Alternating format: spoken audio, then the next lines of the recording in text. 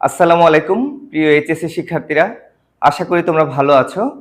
আজ আমরা তোমাদের আইসিটি বইয়ের অনেক ইম্পর্টেন্ট একটি চ্যাপ্টার সংখ্যা পদ্ধতি নিয়ে কথা বলবো। সংখ্যা পদ্ধতির মাঝে যে টপিকটি সবসময় সকল বোর্ডেই এসে থাকে সেটি হচ্ছে সংখ্যাপতি রূপান্তর। সংখ্যাপতি রূপান্তরের মাঝে আজ আমরা যে বিষয়টি নিয়ে কথা বলবো সেটি হচ্ছে তুমি কিভাবে একটি ডেসিমাল সংখ্যা থেকে অন্য যে কোনো সংখ্যা পদ্ধতি রূপান্তর করতে পারবে। দেখো, ডেসিমাল সংখ্যা বই থেকে আমাদের পরীক্ষাতে বাইনারি আসতে পারে, অক্টাল আসতে পারে, হেক্সাডেসিমাল আসতে পারে, অথবা বেস, যে কোনো বেসের কোশ্চেন আসতে পারে। যে কোনো বেস বলতে আমি এখানে বোঝাচ্ছি বাইনারি, অক্টাল, হেক্সা ডেসিমাল ছাড়া আর যে পদ্ধতিগুলো আছে সেগুলো, ধরো 3 বেস, 5 বেস, কিংবা 7 বেস, কিংবা 8 বেস। 8 বেস তো অক্টালে আছে, 9 বেস, এই বেসগুলো তোমার পরীক্ষাতে আসতে পারে। তো তুমি যদি ডেসিমাল থেকে বাইনারি অঙ্কটা পারো অথবা ডেসিমাল থেকে অক্টাল, হেক্সার যে কোনো একটা অঙ্ক পারো, তাহলে তুমি ডেসিমাল থেকে যে কোনো পদ্ধতির যে কোনো অঙ্কই করতে পারবে।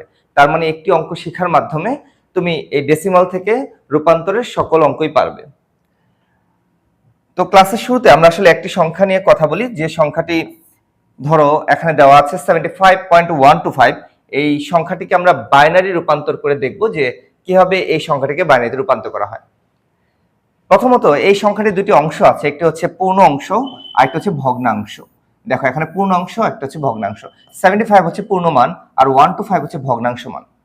ডেসিমাল থেকে অন্য যে কোনো পদ্ধতিতে রূপান্তর নিয়ম হচ্ছে পূর্ণাংশটিকে আলাদাভাবে রূপান্তর করতে হবে এবং ভগ্নাংশকে আলাদাভাবে রূপান্তর করতে হবে। আমরা এখানে দুটি অংশকে ভাগ করে নিয়েছি, পূর্ণাংশের মানটি এনেছি হচ্ছে 75 আর ভগ্নাংশের ক্ষেত্রে 0.125।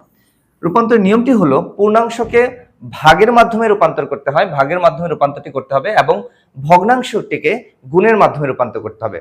এখন কথা হচ্ছে তুমি কি দিয়ে ভাগ বা গুণ করবে। যে পদ্ধতিতে তুমি রূপান্তর করবে, যেমন আমরা এখানে অঙ্কটি নিয়েছি, এই ডেসিমাল সংখ্যাটিকে আমরা বাইনারি রূপান্তর করে দেখাবো। যে পদ্ধতিতে তুমি রূপান্তর করবে, যে সংখ্যা পদ্ধতি তুমি রূপান্তর করে নিবে সংখ্যাটিকে, তার বেস দিয়ে ভাগ আর গুণ করতে হয়। যেহেতু আমরা বাইনারিতে নিব, বাইনারি বেস হচ্ছে 2, তার মানে আমরা 75 কে 2 দিয়ে ভাগ করব এবং 0.125 কে 2 দিয়ে গুণ করব। তো দেখি আমরা ভাগের কাজটা কিভাবে করতে হয়। 75 এই সংখ্যাটিকে যদি আমরা 2 দিয়ে ভাগ করি, দেখো ভাগফল কত আসে। পূর্ণ মান ছাড়া তুমি এখানে কোনো মান নিতে পারবে না, ভগ্নাংশ না যেহেতু এটা, এখানে যত কাজ করবা তুমি পুরোটাই পূর্ণ মান নিয়ে করতে হবে। 75 কে যদি আমি 2 দিয়ে ভাগ করি, 2 দিয়ে 75 এর ভিতর 37 বার ভাগ যায়, এই জন্য আমরা লিখেছি এখানে 37। কেননা 38 বার নিলে কিন্তু বেশি হয়ে যায়, আবার ভগ্নাংশ মান নেওয়া যাবে না। তো পূর্ণমান যদি নেই তাহলে 37 দোকানে 74, আমরা 37 নিয়েছি। কিন্তু ভাগ তো মিললো না, ভাগশেষ রয়ে গেছে। এই ভাগশেষটা, এই হাইফেনটা দিয়ে আমি ভাগশেষটা পাশে লিখে রেখেছি। এরপর আবার 2 দিয়ে 37 কে ভাগ করতে হবে, বারবার এই ভাগফলগুলোই ভাগ হবে। 2 দিয়ে আবার যদি 37 কে ভাগ করি আমরা, দেখো আমাদের 19 দুগুণে 38 হয়ে যায়, তার মানে 19 বার নেওয়া যাবে না, 18 বার নেওয়া যায়। 18 দুগুণে হয় 36, 18 দুগুণে 36, এই জন্য 18 ভাগফলে দিলাম, এবং এখানেও একটি ভাগশেষ রয়ে গেছে, এই জন্য হাইফেন দিয়ে আমরা একটা ভাগশেষকে রেখে দিলাম। এরপর আবার 2 দিয়ে আমি 18 কে ভাগ করব, 2 দিয়ে 18 ভিতর ভাগ যায় হচ্ছে 9 বার, এবং 9 দুগুণে 18 মিলে যায়, তার মানে কোনো ভাগশেষ নেই, এটি আমরা হাইফেন দিয়ে এই জন্য ভাগশেষ লিখেছি হচ্ছে 0। দেখো যখন তুমি ভাগ করা শুরু করবে, ভাগ করার পর থেকে ভাগশেষকে অবশ্যই রাখতে হবে। এরপর আবার দেখো 9 কে ভাগ করবো আমরা 2 দিয়ে, 2 9 এর ভিতর ভাগ যায় কিন্তু 4 বার যায়, 5 বার নিলে বেশি হয়ে যায়, 10 হয়ে যায়। 4 দুগুণে 8, 4 বার ভাগে দিলাম আমরা, ভাগফলে 4 আছে এবং ভাগশেষ আছে এখানে হচ্ছে 1। এরপর 2 দিয়ে আমরা যদি 4 কে ভাগ করি, 2 দুগুণে 4, ভাগশেষ 0, হাইফেন দিয়ে লিখেছি হচ্ছে 0। এরপর আমরা যদি 2 দিয়ে 2 কে ভাগ করি, 2 এর ভিতরে একবার ভাগ যায়, 2 একে 2, কোনো ভাগশেষ নাই, এই জন্য ভাগশেষ লিখেছি হচ্ছে 0। এরপর দেখো লাস্ট ভাগটি সকল ডেসিমাল থেকে রূপান্তরের ক্ষেত্রে একই রকম হবে, 2 দিয়ে 1 কে ভাগ করতে হচ্ছে। প্রত্যেকটা অঙ্কে এমন একটা মান তুমি শেষে গিয়ে পাবে যাকে আর ভাগ করা পসিবল না।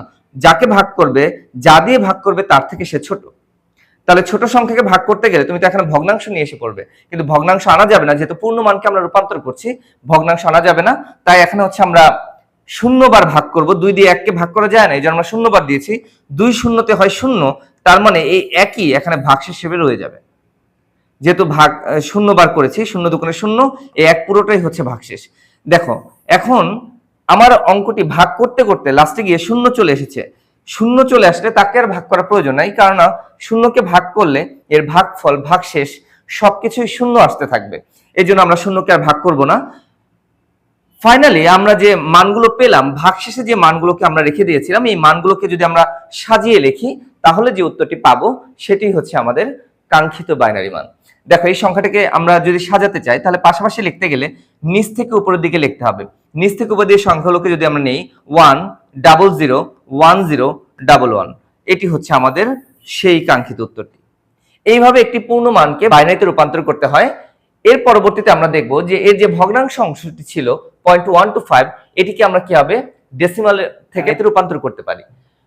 তো এই অঙ্কটি করার জন্য আমরা আসলে এখানে দুইটি কলাম নিয়েছি। একটি হচ্ছে পূর্ণ সংখ্যার মানগুলো রাখার জন্য পূর্ণ সংখ্যা, আর গুণ করার পরেও আমি যদি কোনো ভগ্নাংশ মান পাই সেই ভগ্নাংশ পার্টটা রাখার জন্য হচ্ছে ভগ্নাংশ। আমার যে সংখ্যাটি দেওয়া আছে এখানে 0.125, সেটি অবশ্যই একটি ভগ্নাংশ সংখ্যা। এই সংখ্যাটি নিয়ে আমরা কাজ করব। এই জন্য এই সংখ্যাটিকে প্রথমত আমি এখানে 0.125 কে ভগ্নাংশ অংশে দিয়েছি, এবং আমরা জানি যে ভগ্নাংশকে যদি আমি ডেসিমাল থেকে বাইনারিতে রূপান্তর করতে যাই তাহলে বাইনারি বেস 2 দিয়ে গুণ করতে হবে। এই জন্য আমরা 2 দিয়ে গুণ করলাম। ছোটবেলার গুণের মতো করে তুমি গুণটা করতে পারো, ক্যালকুলেটর ইউজ করতে পারো। 0.125 কে যদি আমরা 2 দিয়ে গুণ করি তাহলে আমাদের ক্যালকুলেটরে যে ভ্যালু আসবে সেটি হচ্ছে 0.25। দেখো এই যে 0.25 আসলো, এই সংখ্যাটির 0.25 হচ্ছে আমার ভগ্নাংশ মান।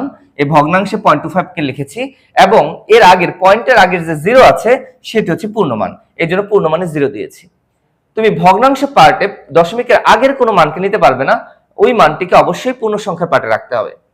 দেখো আমাদের গুণের কাজ শেষ হয়নি, যে পর্যন্ত ভগ্নাংশ শূন্য না হবে আমি গুণের কাজটি করে যাবো। আপাতত 0.25 কে আমরা আবারও 2 দিয়ে গুণ করেছি, তার মানে গুণফলগুলো এখানে বারবার গুণ হবে, যে গুণফলগুলো ভগ্নাংশে আছে আমরা ভগ্নাংশকে বারবার গুণ করব। 0.2 দিয়ে আবার গুণ করলাম। 0.25 কে যদি আমরা 2 দিয়ে গুণ করি আমাদের ক্যালকুলেটরের ভ্যালু আসবে 0.5। এই 0.5 এর মাঝে পূর্ণ মানে আছে 0 এবং 0.5 হচ্ছে ভগ্নাংশ, এই জন্য আমরা এই দুটি মানকে আলাদাভাবে পূর্ণ সংখ্যা এবং ভগ্নাংশ পার্টে রেখে দিয়েছি। 0.5 আমার যে ভগ্নাংশ মানটি আসলো, এটিকে পুনরায় আমি আবার 2 দিয়ে গুণ করব।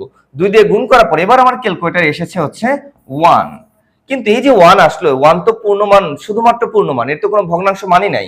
এই জন্য 1 পুরো মানটাকে আমরা পূর্ণমানে রেখে দিয়েছি, এবং কোনো ভগ্নাংশে মান আসেনি, এই জন্য ভগ্নাংশে আমরা 0.0 দিয়েছি। ভগ্নাংশে কিছুই নেই, তার মানে অবশ্যই সেটা 0.0।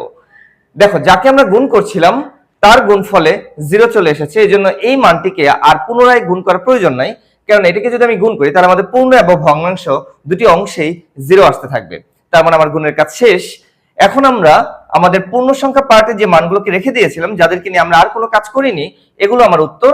এই উত্তরের মানগুলোকে আমি উপর থেকে নিচের দিকে যদি সাজিয়ে লিখি তাহলে 0.125 এর উত্তর আসবে 0.001। এইভাবে আমরা পূর্ণমান এবং ভগ্নাংশটিকে রূপান্তর করতে পারি। যেহেতু পরীক্ষা এসেছিল 75.125 কে রূপান্তরের কথা, এই জন্য পরবর্তীতে দুটি সংখ্যার মানগুলো আলাদা আলাদা রূপান্তর করে দুটি মানকে জোড়া লাগিয়ে আমরা উত্তরটা একসাথে লিখে দিব। তাহলে পরীক্ষার যে প্রশ্নটি আছে সেই প্রশ্নটি সমাধান হয়ে যাবে। আসলে ডেসিমাল থেকে যে অঙ্কটি আমরা দেখলাম, এই অঙ্কটি তোমাদের যে রূপান্তর অঙ্কগুলো আছে তার মধ্যে সবচেয়ে বড় অঙ্ক, কেননা পূর্ণমান এবং ভগ্নাংশ মানকে আলাদাভাবে রূপান্তর করতে হয়। এছাড়া বাকি যে রূপান্তরগুলো আছে সেগুলো আরো ছোট, তার মানে এটা নিয়ে আসলে টেনশন করার কোনো প্রয়োজন নেই। তুমি খুব সহজেই রূপান্তরগুলো করতে পারবে। একটি রূপান্তর শেখার মাধ্যমে তুমি অনেকগুলো অঙ্ক করতে পারছো। ডেসিমাল থেকে বাইনারি আমি দেখিয়ে দিলাম, ডেসিমাল থেকে অক্টাল পারবে, ডেসিমাল থেকে হেক্সাডেসিমাল পারবে, এবং ডেসিমাল থেকে যে কোনো বেসের অঙ্ক যদি পরীক্ষায় আসে তুমি সেই অঙ্কগুলো করতে পারবে। আশা করি তোমরা আজকের যে ক্লাসটি আমরা করলাম সেটা বুঝতে পেরেছো। পরবর্তী ক্লাসে অন্য কোনো রূপান্তরের টপিক নিয়ে আমি তোমাদের সামনে আসবো। সেই পর্যন্ত সবাই ভালো থেকো, সুস্থ থেকো। আসসালামু আলাইকুম।